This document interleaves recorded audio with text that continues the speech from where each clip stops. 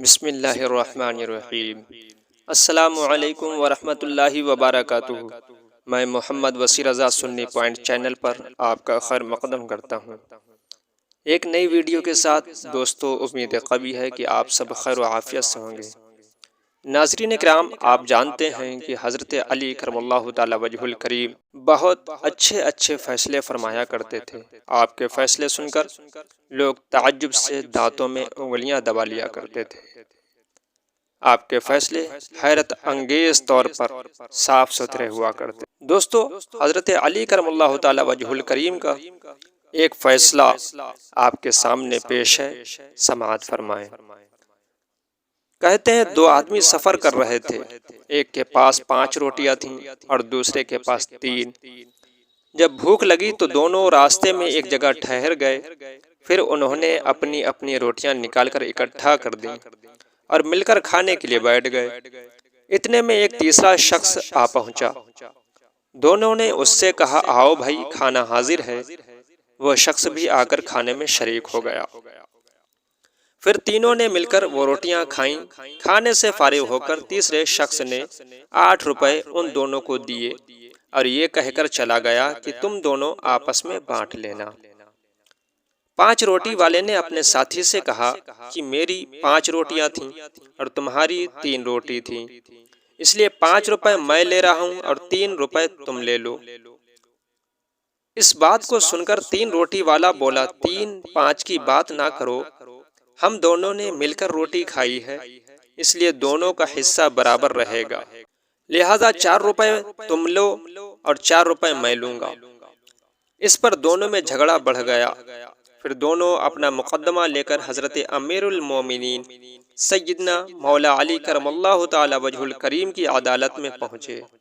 آپ نے سارا واقعہ سن کر 3 روٹی والے سے فرمایا، تمہیں 3 روپے مل رہے ہیں، تم خوشی سے 3 روپے لے لو، تمہارا فائدہ اسی میں ہے، اور اگر حساب کر کے لوگے تو تمہارا حصہ صرف 1 روپیہ ہوتا ہے۔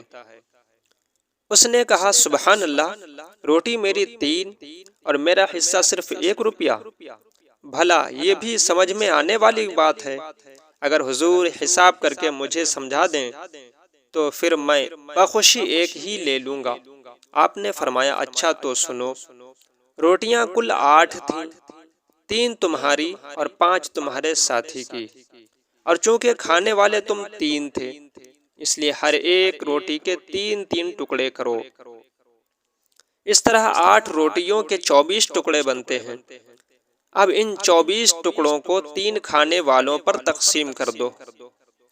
ایک شخص کے حصے میں 8 ٹکڑے آئیں گے۔ اس سے ثابت ہوا کہ تینوں نے 8 ٹکڑے کھائے، یعنی 8 ٹکڑے تم نے کھائے، 8 تمہارے ساتھی نے اور 8 تمہارے مہمان نے۔